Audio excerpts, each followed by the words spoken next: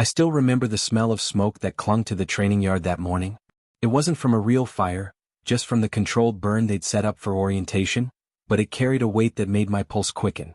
The scent of burnt wood, diesel fuel, and sweat mixed in the cold air, and I knew right then that nothing about this job would be easy.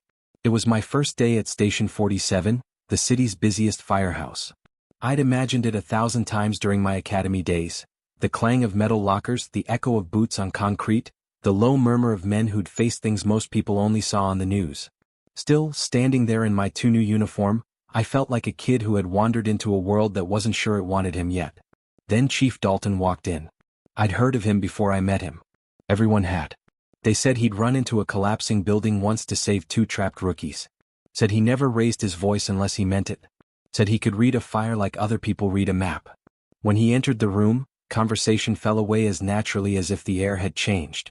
He was tall, with shoulders built from years of gear and gravity, his face carved by smoke and time. His hair had more gray than brown, but his eyes were clear, sharp blue like water that had seen too much heat. He spoke in a calm, even tone. "Welcome to 47. You've made it through the academy. That's the easy part." A nervous chuckle rippled through the line of us. I didn't join in. I couldn't. I was too focused on him, how his presence filled the room without effort. When his gaze passed over me, I straightened instinctively. For half a heartbeat, our eyes met, and I felt something flicker in my chest. Respect, maybe. Or recognition. It startled me enough that I almost missed the rest of his speech. He laid out the rules: punctuality, teamwork, discipline. "No one fights fire alone," he said. "You trust the man beside you more than you trust the ground under your feet." His words were plain, but there was something in the way he said trust that stayed with me. The rest of the morning blurred into drills: hose handling, ladder raises, safety checks. My arms ached, my gloves rubbed blisters, and my heart pounded from the mix of exhaustion and adrenaline. Every time the chief walked past, I tried not to look, but I always did. He carried authority like part of his uniform, but he also had a quiet patience when he corrected someone's stance or grip. When he corrected mine, placing a hand on my shoulder to adjust my posture, the warmth of his touch lingered longer than it should have. By midday, the sun beat down hard enough to shimmer off the asphalt. We gathered for lunch under the shade of the engines. The older firefighters traded jokes and stories, easy in their camaraderie. I listened, too shy to add my own words yet. Across the yard, the chief stood alone by the office doorway, drinking from a metal thermos, scanning the sky as if reading the weather. There was something solitary about him, like the world moved at a distance from where he stood. "Don't stare too long," someone teased me. "He notices everything." They were right. Because when I glanced back, he was looking at me, expression unreadable, eyes steady. I quickly looked down at my food, pretending to adjust my gloves, but the pulse at the base of my throat didn't slow for a long time. That afternoon brought our first live fire simulation. The instructors set an old warehouse ablaze with controlled accelerants, and we went in, 2 at a time, masks on, hearts hammering. My turn came sooner than I was ready for. Inside, the heat was alive, breathing, moving, testing us. My visor fogged, and the world became a blur of orange and black. I could hear the chief's voice through the radio. Calm, precise, guiding. "Stay low. Find the line. You're not fighting the fire, you're learning its rhythm." I followed his voice more than my training. Every command grounded me. When I stumbled on debris, he noticed immediately. "Rookie, you good?" "Yes, sir." "Then keep breathing. Fire feeds on panic." When we emerged from the smoke, gasping in the cool air, he was there waiting. He clapped a hand on my back, firm, reassuring. "Good control," he said. "Don't let fear take the lead." That small praise hit harder than the heat inside. I nodded, trying not to grin like a fool. For the rest of the day, the exhaustion felt lighter. Evening settled over the station with the hum of tired voices and the smell of soap from the showers. I stayed behind to clean the gear room, my assigned task. The others drifted off one by one until the only sounds were the drip of water and the scrape of metal hangers. When I turned around, the chief was there, checking the logbooks. "You're still here?" he said. "Wanted to make sure everything's set for tomorrow, sir." He looked up from the clipboard, studying me for a long moment. "You're eager," he said. "That's good. Just remember, this job burns more than buildings if you're not careful." I wasn't sure what he meant, but the warning carried weight. I nodded. He gave a brief smile, the first I'd seen from him, and walked out, leaving the faint scent of smoke and coffee behind. When I finally stepped outside, the night air felt cooler than I expected. The city skyline glowed beyond the bay, and from the roof of the firehouse I could see the reflection of red lights on the water. I sat there for a while thinking about the day, the drills, the fear, the pride, and the chief's voice echoing in my head. Something had shifted in me. I didn't understand it yet, but it felt like the first spark of something that might one day burn bright, or burn me entirely. The days that followed blurred together in a haze of sweat, smoke, and shouted commands. Each morning began before dawn, the air still cool and gray when I arrived at the station. The chief was always there first.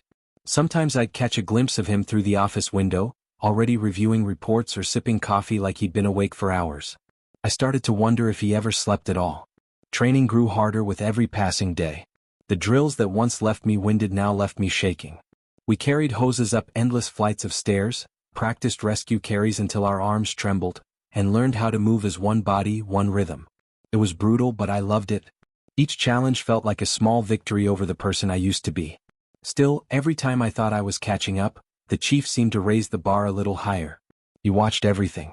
The way we held our tools, the way we communicated, even the way we breathed inside our masks. Nothing escaped him. When someone slacked off, he didn't yell. He just gave that quiet, disappointed look that somehow hurt more than any words could. When it was my turn to make mistakes, which happened more often than I wanted, he pushed me harder. It felt personal sometimes. I couldn't decide if he was testing me or if I was just getting under his skin without meaning to. One morning we were running a ladder drill under the full heat of the sun. My gloves were slick with sweat, my shoulders burned, and my lungs screamed. The chief called out orders from the ground, his voice steady through the chaos. When I missed a rung and stumbled, he didn't call for a break. "Do it again," he said. I did. Again. I climbed until my arms felt like they would give out. When I finally slid down, collapsing onto the asphalt, he stepped closer. "You don't get stronger by stopping when you're tired," he said quietly. "You get stronger by stopping when you're done." I looked up, breathing hard, wanting to argue, but his expression left no room for that. Instead, I nodded. He turned away before I could thank him, but I caught the faintest hint of pride in his eyes before he did. That night, my body ached too much to sleep. I lay in my bunk, staring at the ceiling, replaying every word, every glance. There was something in the way he looked at me that unsettled me, not in a bad way but in a way that made me want to understand him. Everyone respected him, even feared him a little, but no one seemed to really know him. I wanted to. 2 days later we had our first night drill. The scenario was simple on paper. Simulated apartment fire, rescue of 2 mannequins, full gear. In practice it was chaos. The flames cast shifting shadows against the training structure, and smoke swallowed every light. My heart pounded in my ears, louder than the roar of the fire. Somewhere in the haze I lost my bearings. The line tugged in my hands, and for a moment, I didn't know which direction led out. Panic clawed at the edges of my mind. Then his voice cut through the static of the radio. "Rookie, stay calm. You're too high. Drop down and follow the wall to your left. You'll find the exit." I listened. His tone was calm, like he wasn't just giving an order but pulling me back to solid ground. I dropped low, crawled through the heat, and within seconds the fresh air hit my face. When I stumbled out, coughing and drenched in sweat, he was there waiting. He didn't say anything at first. He just handed me a bottle of water, his hand steady while mine shook. "Good instincts," he said finally. "Bad positioning. You'll learn." I nodded, embarrassed but grateful. He clapped my shoulder once, firm, reassuring, and walked off to debrief the others. That touch stayed with me longer than the burn of the smoke. After the drill, the team gathered in the mess hall, laughing about mistakes and close calls. I sat quietly at the end of the table, listening, watching him as he moved among them. He wasn't just their leader, he was their anchor. The way they looked at him said it all. They trusted him with their lives. I did too. Maybe more than I should have. Later, when the others drifted off to their bunks, I lingered outside. The station yard was quiet except for the soft hum of distant traffic. The chief was there again, leaning against the truck, reviewing notes under the dim light. I almost turned back, but he saw me. "Can't sleep?" he asked. "Not yet," I admitted. "Just thinking." He nodded, eyes still on the clipboard. "Thinking's good. Just don't let it get in the way of doing." "I thought I messed up in there tonight," I said. I panicked. He looked up then, meeting my gaze. "Everyone panics the first time. The trick is learning how to move through it." The words settled deep. I wanted to ask him how he'd learned that, what he'd seen, what he'd lost, but something in his expression told me not to. Some walls weren't meant to be climbed yet. We stood there for a moment, silence stretching between us. The night air carried the faint scent of ash and rain. When he finally spoke again, his voice was softer. "You've got the heart for this job," he said. "That's not something I can teach." "Thank you, sir," I managed. He gave a small nod, then turned away, leaving me standing there under the flickering yard light, feeling like the ground beneath me had shifted in some quiet, irreversible way. From that night on, something changed between us. He still pushed me, still expected more than I thought I could give, but there was an unspoken understanding now, a current running under every glance, every word.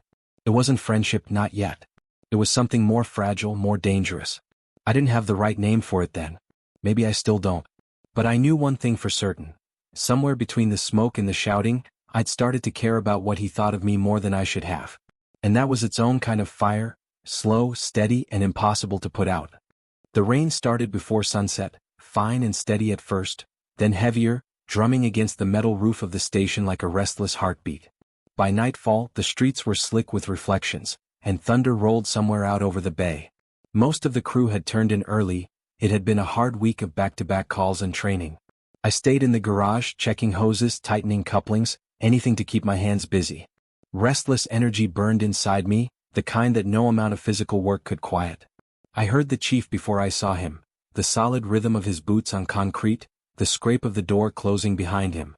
When I turned, he was standing just a few feet away, a flashlight in one hand, its beam cutting a thin line through the dark. "You're still here," he said, voice low but clear over the rain. "Couldn't sleep," I answered. "Thought I'd get ahead on maintenance." He nodded, walking closer. The flashlight beam passed over the racks of gear, the coiled hoses, the faint mist in the air. "Good habit," he said. "Quiet nights don't last. When the call comes, you'll be glad everything's ready." He set the flashlight down on the bench and picked up one of the oxygen tanks, checking the gauge. I watched him work for a moment, his movements precise and practiced. There was something almost meditative about the way he handled equipment, as if every bolt, every valve had meaning. The silence between us wasn't awkward, just heavy with things unsaid. Finally he glanced at me. "You're improving," he said. "I noticed during drills. You don't freeze anymore." I felt a smile tug at my mouth. Trying to keep up with the reputation of Station 47. He gave a quiet laugh, a rare sound.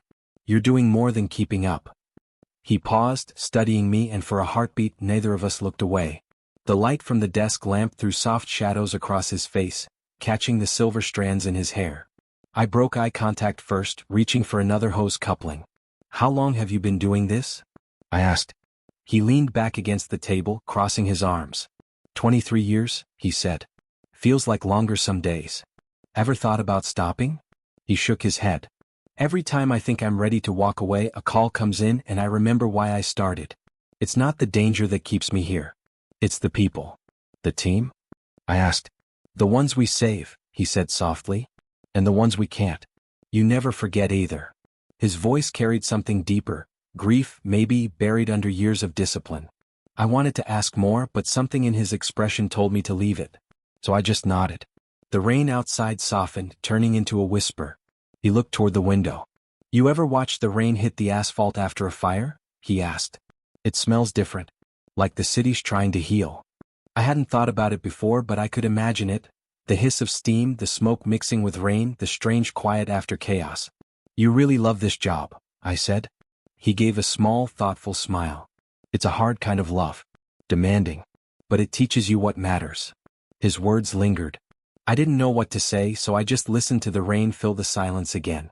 After a while, he straightened, turning toward the locker room. "Get some rest," he said. "We've got inspection at dawn." "Yes, sir," I said automatically, but I didn't move until he was gone. When the door closed behind him, I let out a breath I hadn't realized I was holding. That night, sleep finally came, heavy and deep. But I dreamed of fire, of heat pressing against glass, of voices calling through smoke. And through it all, I heard his voice, calm and certain, guiding me out. When I woke, the rain had stopped and pale light crept through the small dorm window. The day passed in a blur of inspection prep. The chief was all focus again, professional and distant. If he remembered the conversation from the night before, he didn't show it. Still, something between us felt different. Subtle. When our paths crossed, there was a flicker of awareness, a silent acknowledgement that we'd stepped past the usual boundaries of trainee and commander, even if only by an inch. By evening, the inspection team had come and gone. We passed, barely thanks to a faulty valve that had us scrambling at the last minute. When it was over, the crew relaxed for the first time in days. Someone brought out a deck of cards, someone else a radio. Laughter filled the room, easy and unguarded. I joined in half-heartedly, my thoughts elsewhere. Later, I slipped out to the back lot, where the night air smelled of wet pavement and diesel. The sky had cleared, stars faint above the city haze. I leaned against the fence, letting the cool breeze wash over me. That's when I heard the door open behind me. "Long day," the chief said, stepping out, jacket in hand. "Yeah," I said. "Didn't think inspections could be more stressful than a fire." He chuckled quietly. "Different kind of heat." He stood beside me, looking up at the same patch of sky. For a while, neither of us spoke. The hum of the city seemed far away. Finally, he said, "You handled yourself well today. You're starting to think like a firefighter." "That's because I've got a good teacher," I said before I could stop myself. He turned his head slightly, studying me in the dim light. "Careful," he said with a hint of warmth in his tone. "Flattery's a dangerous tool. Only if it's not true." For a second I thought I saw him smile. Then he looked away again, the moment passing like a spark that never quite caught flame. "You ever wonder why people run into fires when everyone else is running out?" he asked suddenly. "All the time." He nodded. "It's not about bravery. Not really. It's about connection. The instinct to protect, to reach out even when it hurts. That's what makes this job worth it." I watched him as he spoke, the reflection of the streetlight glinting in his eyes. He wasn't just talking about the job. Maybe he didn't even realize it. But the words settled deep and something inside me shifted again. He pulled his jacket on and turned toward the door. "Get some rest, rookie," he said. "Tomorrow's another long one. Good night, Chief." He paused for just a heartbeat, then nodded once before disappearing inside. I stayed where I was, staring at the faint trail of his breath in the cold air. I thought about his words, about the quiet between us, about how something as steady as rain could still carry fire beneath it. It wasn't love, not yet. It wasn't even something I could name. But I knew as I stood there listening to the city breathe, that whatever was growing between us had its own rhythm, slow, steady, and undeniable. Like the beating of a heart that had just found something worth catching fire for. The alarm went off at 2:17 a.m. The sound split through the station like a blade, sharp and merciless. 1 second I was asleep. The next I was on my feet, boots on, jacket in hand, heart hammering against my ribs. The dorm lights flared to life, cutting through the fog of sleep as everyone scrambled into gear.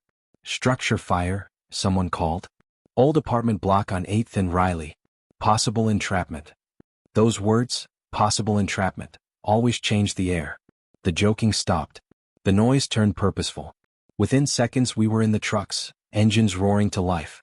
I caught a glimpse of the chief climbing into the cab ahead of me, his face calm, eyes steady, the same focus I'd seen 100 times. But that night it looked different, colder somehow, as if he was already a step ahead of whatever we were driving into.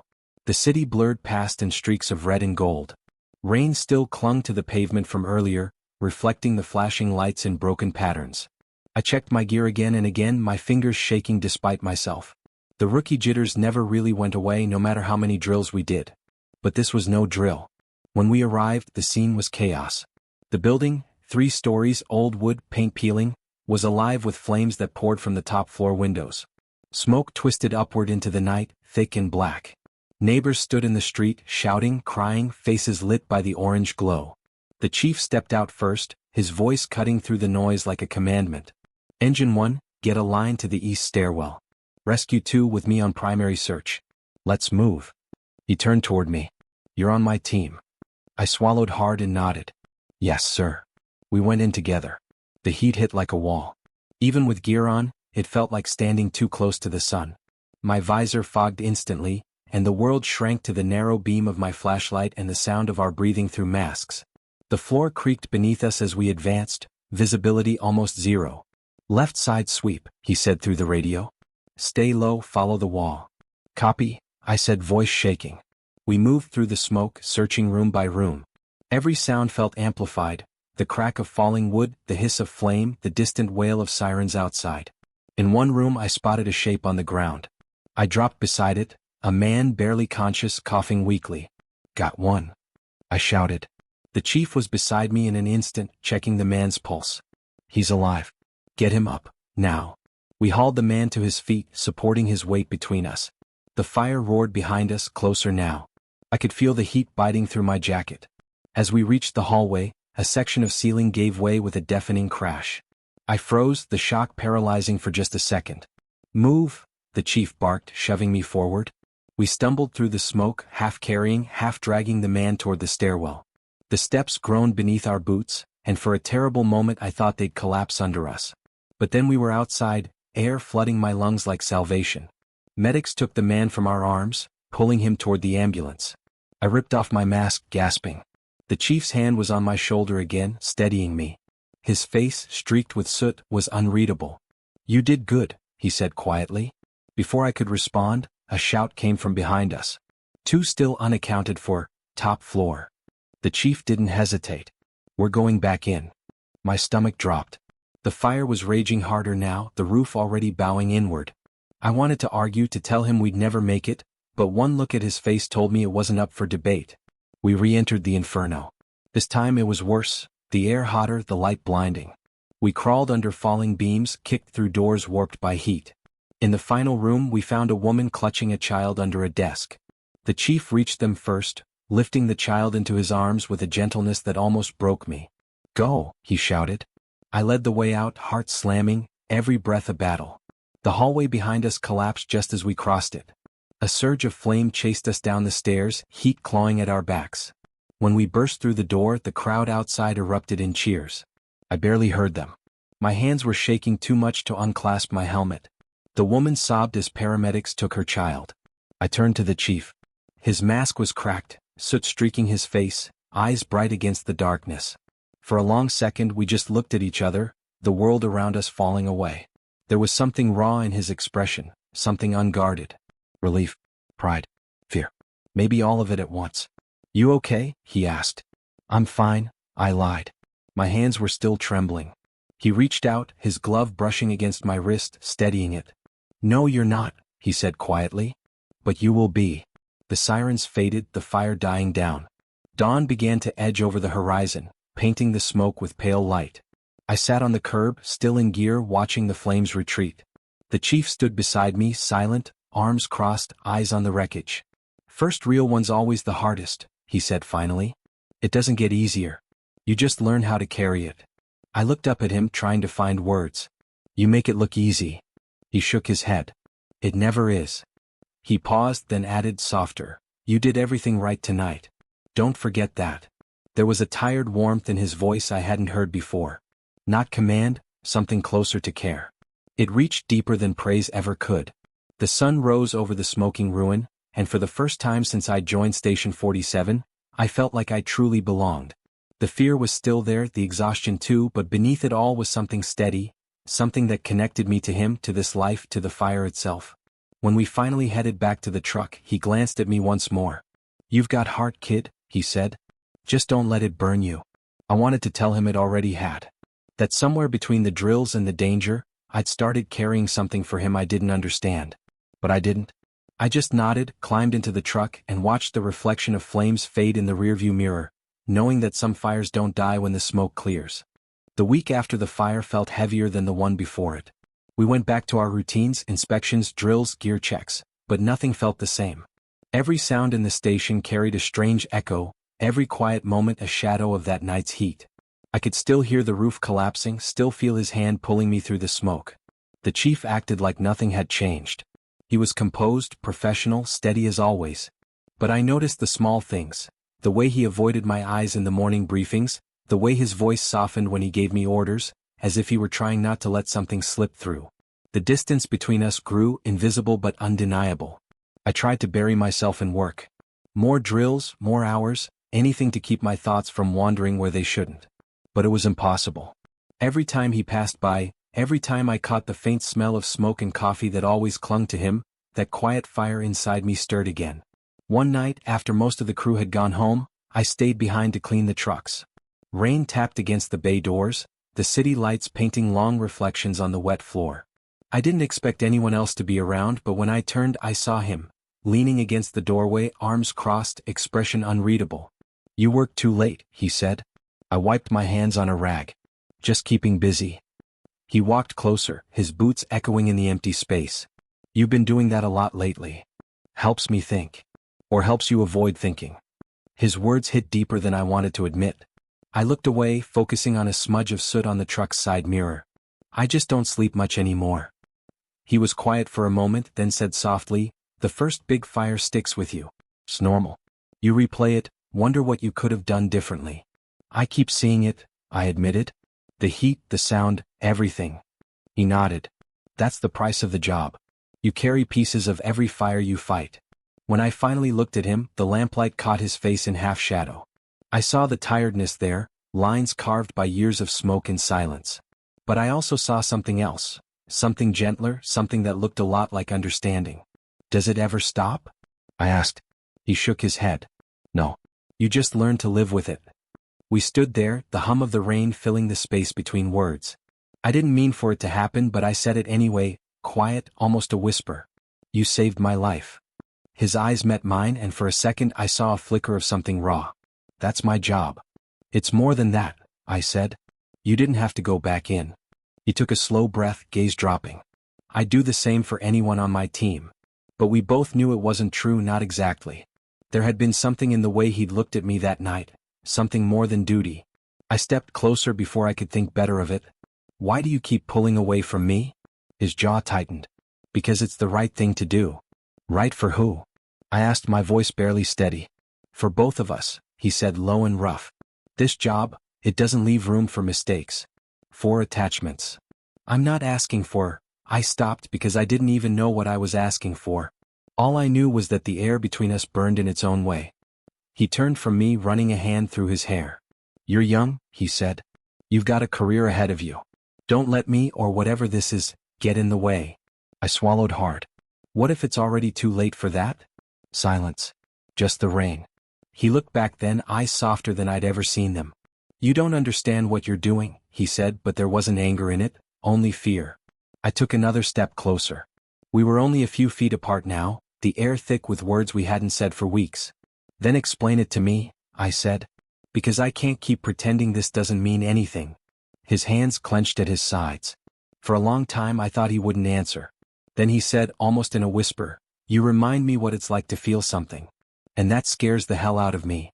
The world seemed to narrow to that one sentence. The sound of the rain faded. The hum of the city outside disappeared. All that was left was the space between us, and the weight of everything we weren't supposed to feel. He took a slow breath, as if forcing the air back into his lungs. "This can't happen," he said finally. "Not here. Not like this." I nodded, though my throat ached. "I know." Neither of us moved. We just stood there, the storm pressing against the walls like it wanted to break in. After a while he turned toward the door. His voice was steady again, but softer. "Get some rest, rookie. Tomorrow's another day. Good night, Chief." He hesitated at the doorway. For a moment I thought he might say something else. Then he simply nodded and walked out into the rain. When the door closed behind him, the silence felt heavier than the fire we'd faced days before. I leaned against the truck, the cool metal against my back, and let the ache wash through me. I didn't know what tomorrow would bring, or if the distance between us would ever close again. But his words echoed in my mind. "You remind me what it's like to feel something." That was enough to keep me standing. Enough to keep me hoping, even if hope was the most dangerous fire of all. The ceremony came sooner than I expected. One moment I was scrubbing gear and running drills in the rain, and the next I was standing in a clean uniform, the badge gleaming under the harsh white lights of City Hall. Rows of chairs filled the room, families, officers, old firefighters with stories written into their faces. The air smelled of polish and pride. When my name was called, I stepped forward to receive my certificate. My hands trembled only a little. Out of the corner of my eye I saw him, Chief Dalton, standing at the back with the other instructors, arms folded, expression unreadable. But when I looked closer, I saw the smallest nod. It was enough to make my chest tighten. After the ceremony, people took pictures, laughed, celebrated. I smiled where I was supposed to, shook hands, thanked the captain, and tried not to search for him again. I told myself I wouldn't. I told myself I'd walk away like a professional, the way he wanted me to. But when I caught sight of him slipping out the side door, I followed without thinking.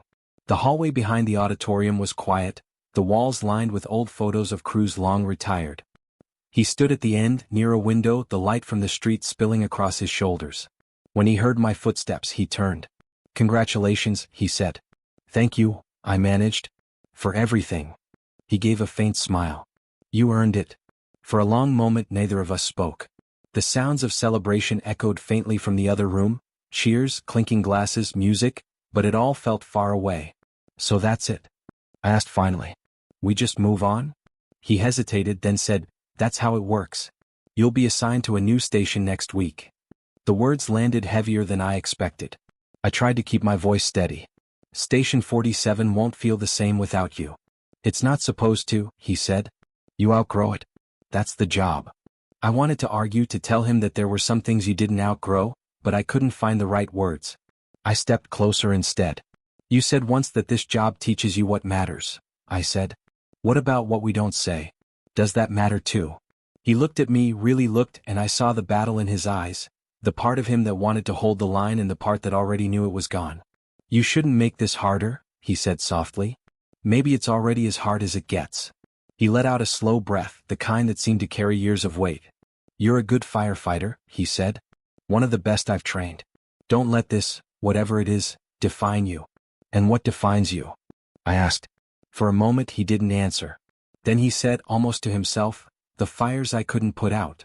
There was a pause so long I could hear my own heartbeat. Finally I said, maybe some fires aren't meant to be put out. Maybe they're just meant to keep us warm for a while. Something in his expression shifted, pain, maybe, or understanding. He took a step toward me, close enough that I could see the faint burn scar near his jaw, the one I'd never had the nerve to ask about. The air between us felt alive again, the same quiet energy that had followed us since that first day in the yard. He reached out, stopping just short of touching my arm. You'll do fine, he said. His voice broke slightly on the last word. I'll try, I said, though what I meant was I don't want to leave. His hand finally rested on my shoulder, firm and warm through the fabric of my uniform. Take care of yourself out there, he said. And don't forget why you started. I nodded, unable to speak. When he turned to go, I heard myself say, Chief? He stopped in the doorway, half-turned. You were the reason I made it through, I said quietly. You know that, right? He didn't reply at first. Then, with his back still partly turned, he said, Maybe you were the reason I stayed. Then he was gone. The next few days moved like smoke, fast, shapeless, gone before I could hold on to them. I packed my locker, cleaned my gear, said goodbye to the others. They clapped me on the back, told me to visit, to stay safe. But the station felt hollow without his voice echoing off the walls. On my last night, I walked out to the training yard one more time. The city lights shimmered beyond the chain-link fence. The faint smell of soot still clung to the concrete, and the old training tower stood dark against the sky. I thought of every drill, every shouted order, every quiet conversation in the rain. I sat on the curb where we'd talked after that first real fire and let the memories wash over me. For the first time since joining, I realized that the heat I'd been chasing all along wasn't just the fire, it was the feeling of being seen, pushed, trusted. It was him. When dawn finally came, I felt something settle inside me. Not peace exactly, but a kind of acceptance. The fire within me hadn't gone out. It had changed shape, less of a burn now, more of a steady glow, something to carry forward. I left my helmet on the bench by the truck bay the way rookies do when they move on. As I turned to go, I saw a small note tucked under the strap. In his handwriting, just 2 words. Stay brave. I stood there for a long time, the morning light spilling through the open doors, the engines gleaming like new. Then I smiled, small, tired, and full of something I didn't have to name anymore. The station doors rolled open and I walked out into the rising sun, the sound of the city waking around me. The heat of the past still lived somewhere deep inside, but it didn't hurt the way it used to. It simply reminded me that some fires don't destroy, they forge. And as I stepped into the street, I carried that warmth with me, knowing that even if I never saw him again, a part of him would always walk beside me, somewhere between the smoke and the light. 5 years had passed since I'd walked out of Station 47 into the sunrise. In that time, I'd seen enough fires to fill a lifetime. Warehouse blazes, forest lines, endless nights of heat and noise and exhaustion. I'd learned to lead a crew of my own, to make the same hard calls he once made for me. And yet, whenever I closed my eyes after a long shift, I could still hear his voice through the radio, calm and steady. Stay low. Keep breathing.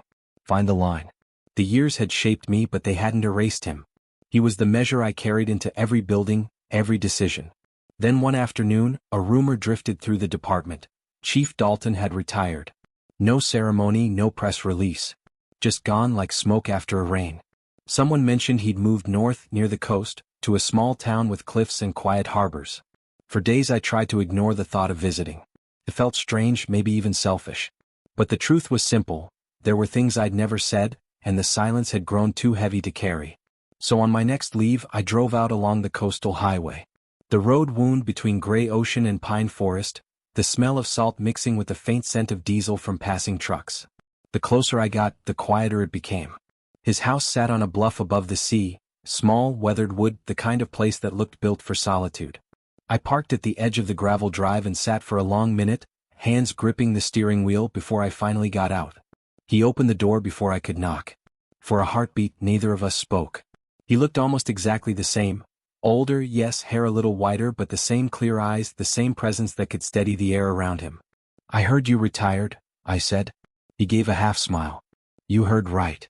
You look good," I added awkwardly. He chuckled. "You look tired. Guess that means you're doing the job right." We stood there, two firefighters suddenly without fire between them. Then he gestured toward the porch. "You drove a long way. Come in."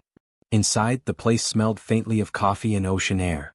Books lined one wall, and on the table sat a small model of an old engine, polished, cared for. We talked at first about the simple things: where I was stationed now, how the city had changed, who'd been promoted. It felt strange and familiar at the same time, like slipping back into a rhythm neither of us had forgotten. When the silence finally settled, he looked out the window toward the sea. "You ever miss it?" I asked. He smiled without looking at me. "Every day. But I don't miss the weight." "The responsibility? The loss?" he said quietly. "After a while it starts to live in your bones." I nodded. "I know." He turned then, studying me. "You do, don't you? I used to wonder if you'd stay in this line of work." "Couldn't walk away," I said. "You told me once the fire teaches you what matters." He gave a small laugh. "Did I? Sounds like something I'd say to a rookie to sound wise." "It stuck with me," I said. "A lot of what you said did." The wind shifted outside, rattling the windows. For a while we just listened to the waves breaking below the cliff. Then he said, "I thought about writing you once. After you left."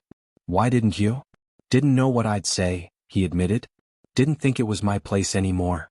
I looked down at my hands. "You once told me not to let my heart burn me. I didn't listen very well." He smiled faintly. "Neither did I." The honesty between us hung there, quiet but heavy. It wasn't the kind that demanded answers. It was the kind that healed just by being spoken. We went for a walk along the cliff path as the sun began to set. The horizon burned gold, the sea reflecting it in shattered light. He moved a little slower now, but the calm in his stride was the same. "Do you ever regret staying behind that night?" I asked suddenly. He shook his head. "No. Some decisions cost you, but they're still the right ones." "I used to think leaving that station would break me," I said. "But it didn't. It just changed the way I carried the fire." He glanced at me then, eyes soft. "That's all any of us can do." We stopped at the edge of the bluff, watching the waves crash below. For a long while neither of us said anything. The wind was cold, but it felt clean, and the sound of the sea filled all the space that words couldn't. Finally he said, "You turned out all right, kid. I had a good teacher." He smiled, the kind that reached his eyes. "You did this on your own." I just lit the match. We both laughed quietly, and the sound carried out into the wind.